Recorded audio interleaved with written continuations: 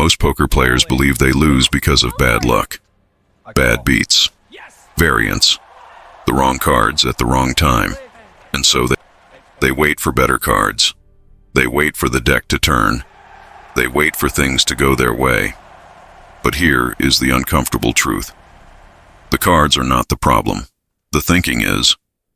The majority of poker players, even ones who study, even ones who watch training videos and read books, are losing money because they are thinking incorrectly during hands, not because they don't know strategy, because they never built a system for how to think. They react instead of reason. They feel instead of process. They see their own cards and make decisions instead of seeing the entire situation and constructing the correct play. Professional players don't have better cards. They don't run better over the long run. What they have is a structured, repeatable thinking system that they apply to every hand, in every position, at every stage of the game. A system that filters emotion out of decisions and logic in.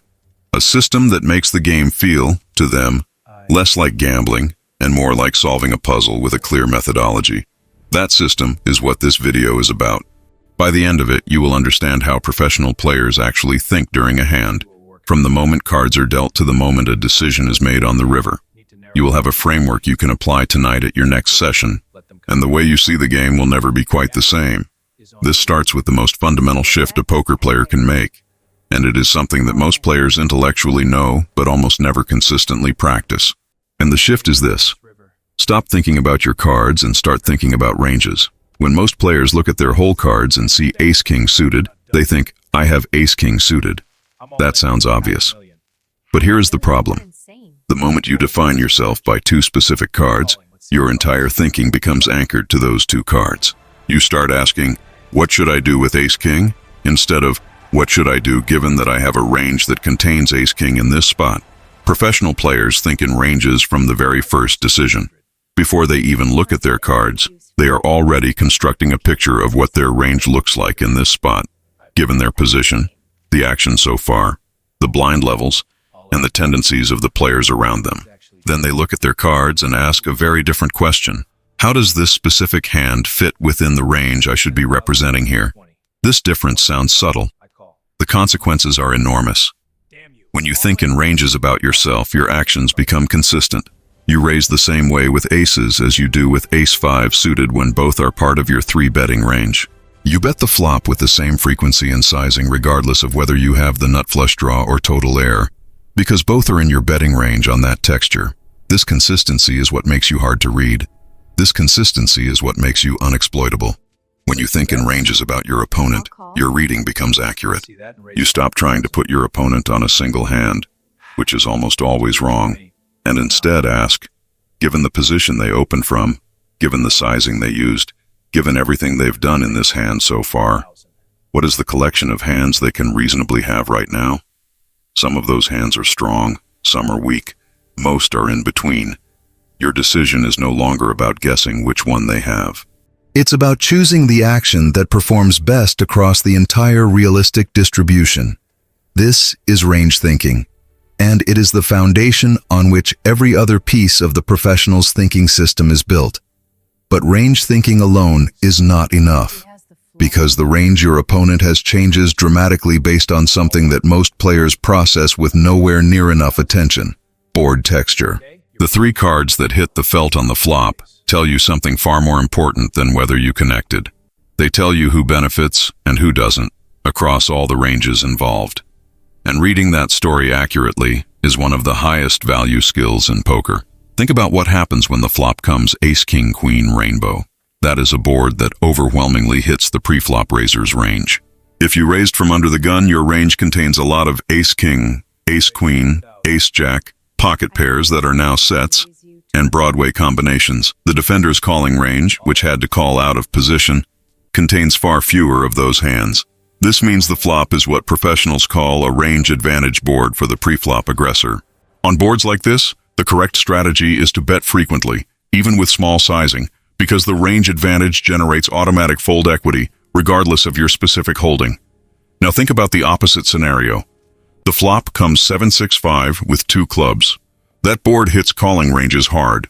The player who called a raise in the big blind has a lot of suited connectors, small pairs, and suited wheel aces in their range. The preflop raiser, especially from early position, has far fewer of those combinations. On this board, the defender has a range advantage. The preflop aggressor should bet much less frequently, and when they do, they need to be selective about which hands justify aggression. Professional players read this map automatically. They have processed thousands of board textures and know intuitively whether a given flop favors their range or their opponents.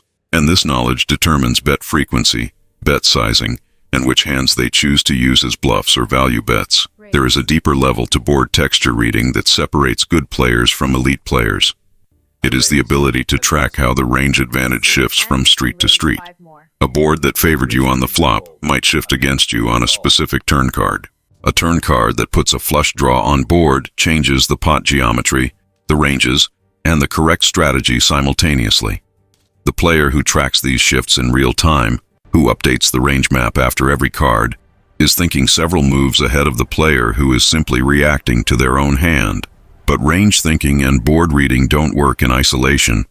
There is a contextual factor that amplifies or diminishes every decision at the table, and most players have a deeply incomplete understanding of it. Position, the most important structural advantage in poker. And yet most players understand it at such a shallow level that they routinely give it away or fail to exploit it. The professional's thinking system treats position not just as a bonus when you have it, but as a core variable that changes the fundamental calculus of every decision. When you act last, you have information your opponent doesn't. You see their bet before you decide. You see their check before you decide. That information is worth chips. Not occasionally, but on every single street of every single hand where position is relevant.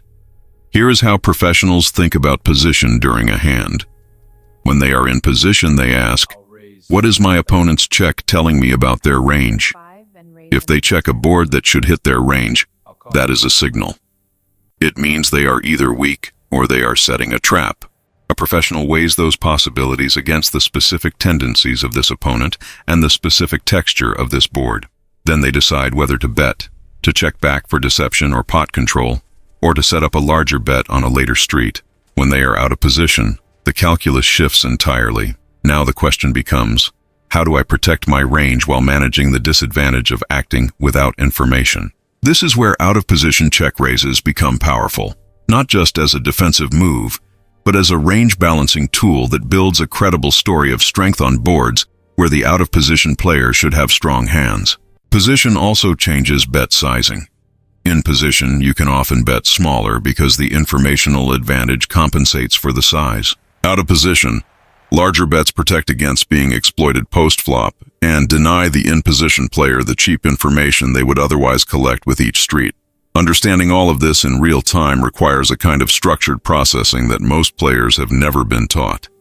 And before we go deeper into how professionals structure that processing street by street, there's something I want to share with you. If what you're hearing right now is the kind of thinking you want to develop, not just for one concept but as a complete framework across every part of the game, I want to point you toward something the channel has put together. A complete collection of 10 advanced poker books covering every dimension of what serious players need to build a complete thinking system. Poker math and probability, tournament strategy and ICM, the mental game under pressure. Reading opponents and building accurate range models, decision-making frameworks that apply across cash games and tournaments, advanced aggression systems, and more, all in one structured collection designed to build your thinking layer by layer. Each book is available individually on Amazon for $9.99. But right now, for a limited launch promotion, you can get the entire collection, all 10 books, for just $29.90. And here is what makes this offer different. The collection comes with a 7-day satisfaction guarantee. If you read the books and don't feel that your understanding of poker has genuinely improved, you can request a full refund. That guarantee exists because the material in these books has transformed how hundreds of players think about the game. The creators are confident it will do the same for you. The link is in the pinned comment right below this video. If you're serious about building the thinking system we're describing today, go check it out now. Now, back to the system, and the part that most players get catastrophically wrong when they start thinking about ranges and board texture. Most players, when they learn about ranges and board texture, make an immediate and costly mistake. They start thinking about what they should do, without first thinking about what their opponent is trying to do. Professional players have a habit of mind that separates them from everyone else at the table. Before they decide on an action, they ask a very specific question. What is the objective behind my opponent's last action? Every bet, raise, check, or call tells a story. And the professional's job is to decode that story accurately before responding to it. A continuation bet on a dry flop from a tight player who raised under the gun tells a very different story than a continuation bet on a wet flop from a loose aggressive player who opened the button. The physical action is the same. The meaning behind it is completely different. Here is how this thinking works in practice. Your opponent raises from early position and you call from the button. The flop comes Jack 8-3 rainbow. They bet half pot. Now, before you think about your own hand, you ask the question, why is this player betting here? What hands in their range benefit from this bet? Strong-made hands want to build the pot. Draws want fold equity or to see the next card cheaply. Marginal-made hands might be betting to define their equity cheaply. Air is betting to deny your equity and take the pot. Once you've worked through those possibilities and assigned rough probabilities to each based on everything you know about this opponent, now you look at your own hand and ask, given the likely distribution of what they're doing here, which response is most profitable for me across that distribution? This is not guesswork. It is structured reasoning, and the difference between a player who runs this process and a player who simply reacts to the bet is enormous over thousands of hands. The same logic applies to your own actions. Every bet you make should have an explicit purpose. Value, meaning you want to be called by worse hands. Bluff, meaning you want better hands to fold. Denial, meaning you want draws to pay for their equity. Setup, meaning you are constructing a line that sets up a more powerful action on a later street. If you cannot name the purpose of a bet before you make it, the bet is probably wrong. This purposefulness is what gives professional play its internal coherence. The best hand histories from elite players read like logical arguments. Each action follows from the previous one. Each sizing is explained by the purpose it serves. Nothing is random. Nothing is based on feel alone. Everything is constructed, but constructing this kind of play requires something that most players never deliberately build: the ability to maintain a narrative across all three streets simultaneously. Street-by-street thinking is the backbone of the professional's decision process. Most players think one street at a time. They react to the flop, then react to the turn, then react to the river. Professional players think in lines. They construct a plan that accounts for how the hand will likely develop across multiple streets before they make the first action. This is what separates a good flop play from an elite flop play. The good player bets the flop because they have a strong hand. The elite player bets the flop with a specific sizing because it sets up a specific turn bet on the cards that favor their range, while also leaving room for a check on the cards that shift range advantage to their opponent. Here's a concrete example of how this thinking works. You raise preflop with ace-queen suited, and the big blind calls. The flop comes queen 9-4 with two hearts. You have top pair with a backdoor flush draw. Most players simply bet here because they have top pair. But the professional asks a sequence of questions. What range of hands does the big blind have that I want to call my flop bet? Low pairs, weak queens, gut shots, heart draws. What turn cards are bad for my hand? A heart that gives someone a flush draw they can now semi-bluff with more force. A 10 or 8 that completes straight draws. A king that might improve some hands I was ahead of. Given those turn cards, what sizing on the flop sets me up best to navigate them? The answers to those questions determine not just the flop bet, but the entire plan for the hand. Maybe a smaller flop bet is better. It prices in the weaker parts of the calling range, preserves chips for a strong turn bet on blank cards, and doesn't overcommit against the strong parts of the big blind's range on a board where they can have sets and two-pair combinations. This kind of forward planning is what makes professional play look effortless from the outside. They seem to always have the right answer. But the right answer on the river almost always comes from having asked the right questions on the flop. Now here's the part that separates the players who understand this intellectually from the players who actually implement it consistently. Knowing how to think and actually thinking that way under pressure are two completely different challenges. And this is where most players fail. They learn the framework, they understand ranges, they know about board texture and position and objective setting. And then they sit down at a table, run into a difficult spot, feel the pressure of the decision and the money involved, and they revert. They go back to reacting. They go back to playing their hand instead of the situation. The professionals call this tilt in its most insidious form, not the explosive tilt where you're obviously tilting. The invisible tilt where your mechanics look fine from the outside, but the depth of your thinking has quietly degraded. You're still going through the motions of process, but you've stopped actually running the process. You're making decisions faster than you should. You're weighting your own hand too heavily. You're skipping the step of asking what your opponent is trying to accomplish. Building the discipline to maintain the full thinking process under pressure is a practice. It is not a natural state for most humans. The brain under emotional or financial stress defaults to fast, intuitive, pattern-matching responses. Those responses feel right in the moment. They are frequently wrong in poker. The habit that trains this discipline is review. After every session, before you do anything else, you go back to the hands that created pressure. You ask yourself, did I run the full process? Did I think about their range before my hand? Did I read the board texture correctly? Did I have a clear objective for every action I took? Did I ask what they were trying to accomplish before I responded? The honest answers to those questions are where the real education lives. Not in the hands you played well. In the hands where the pressure showed you where the process broke down. Little by little, session by session, this review practice embeds the thinking system at a deeper level. The process that required conscious effort begins to become instinctive.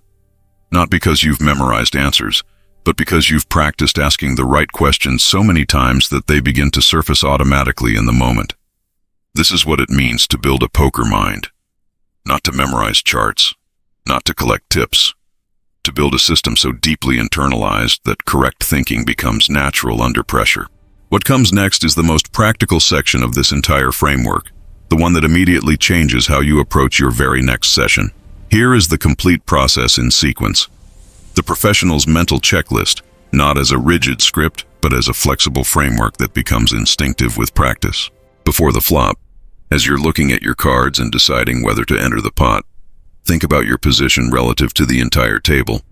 Think about what range of hands you should be playing from this position in this situation, and check whether your specific hand fits into the category of hands that should enter the pot, and through which action, raise, call, or fold, and ask, what story am I telling by entering this way? And is that a story I can maintain across multiple streets? When the flop comes, before you think about your own hand, read the board. Ask who this board helps more, you or your opponent, based on the ranges involved. Then look at your hand and ask where it sits within your range. Is it in the value zone, the bluff zone, or the indifferent zone where you can go either way depending on specific reads? Then ask, what is my objective with this action, and what am I representing, and is that representation credible? On the turn, the process deepens. The turn card has changed the range map. Who does this card help? Has the range advantage shifted? If you bet the flop, what does your range look like now, and does the story you've been telling still make sense? If you were called on the flop, what does that call tell you about their range, and which hands would call the flop and react to this turn card in different ways? By the river, if you've been running the process correctly, the decision is often clearer than it would otherwise be, because you've been tracking the range map across every street, approximately what your opponent can have, what your range represents. The question becomes, given the pot size, the remaining stacks, and the final board, is there a bet that extracts value from the hands that will call, or folds out the hands that beat you, or both? This is the system. Concretely, sequentially applied to every single hand. The player who runs this process, not perfectly, not robotically, but consistently, is thinking at a level that the majority of poker players never reach. And here is where it starts to compound. The most powerful thing about building a complete thinking system is not what it does in any single hand. It is what it does across thousands of hands, across hundreds of sessions, across years of playing and studying and reviewing and improving. Every hand you play while running this process is a data point that sharpens the model. The call that you analyzed and got wrong teaches you something about how to estimate ranges more accurately next time. The bluff that you constructed logically and executed correctly but got called anyway teaches you something about how this specific opponent processes information. The value bet that you sized perfectly and got paid off teaches you what sizing on this texture against this type of player extracts the most chips. Over time, the mental reps accumulate. The pattern recognition sharpens. The instincts that develop aren't random intuition, they're compressed logic. They're the result of thousands of correctly reasoned decisions that have been internalized so deeply that the full reasoning process now happens in seconds rather than minutes. This is how professionals develop what looks to outsiders like uncanny reads, brilliant bluffs, and impossible value bets. It is not magic. It is the output of a system that has been built patiently, deliberately, and maintained under pressure over a very long time. The player who commits to building this system today will not be great tomorrow. They will not be great next month, but they will be measurably better. And measurably better over enough time becomes something that is genuinely hard to stop. If you're serious about building this framework and you want a complete structured resource that takes you through every layer of it in depth, from the math to the mental game to the advanced strategic concepts, the collection in the pinned comment was built for exactly this purpose. 10 books, a complete system, 7-day guarantee, $29.90 for the full collection. The link is in the pinned comment below. Comment below with the biggest thinking mistake you've identified in your own game after watching this video. Your honest answer helps you more than it helps anyone else, and it tells the algorithm that serious poker education belongs in front of serious poker players. Subscribe to Mind of a Grinder for the ongoing development of this complete thinking framework. There is a story that gets told in poker about the difference between a beginner and a professional. The beginner sits down at a table and looks at 2 cards. The professional sits down at the same table and looks at everything else first. They look at stack sizes, position, the players who have acted before them, the patterns of play they've observed over the last hour, the image they've built at this table, the blind level and what it means for the decisions ahead. And then, finally, they look at their cards, and they do not ask, is this a good hand? They ask, how does this hand fit into the complete picture of this situation? That difference in where attention goes, that difference in what questions get asked, is the entire explanation for why professional players win and most others don't. It is not that they are luckier. It is not that they run better over the long run. Over a large enough sample, the luck evens out for everyone. What doesn't even out is the quality of the thinking. Poker is not a game of cards. That is the thing that recreational players never fully understand, and that professionals have built their entire games around. Poker is a game of decisions made under uncertainty, with incomplete information. The cards are just the mechanism that generates the uncertainty. They are not the substance of the game. The substance is the reasoning, the modeling, the objective setting, the adjustment, the discipline to maintain all of that under pressure when the money is real and the stakes are high. The player who builds a complete thinking system, who replaces reaction with reasoning, who replaces guessing with modeling, who replaces emotional decisions with structured process, does not just become a better poker player. They become a different kind of thinker at the table, one whose advantage is not a card or a run of luck, but an architecture that compounds quietly over time until it becomes very difficult to stop. Build the thinking system, run the process, review the decisions, improve the model, and come back to the table tomorrow thinking better than you did today. The player with the best thinking system will always have the edge. Build yours.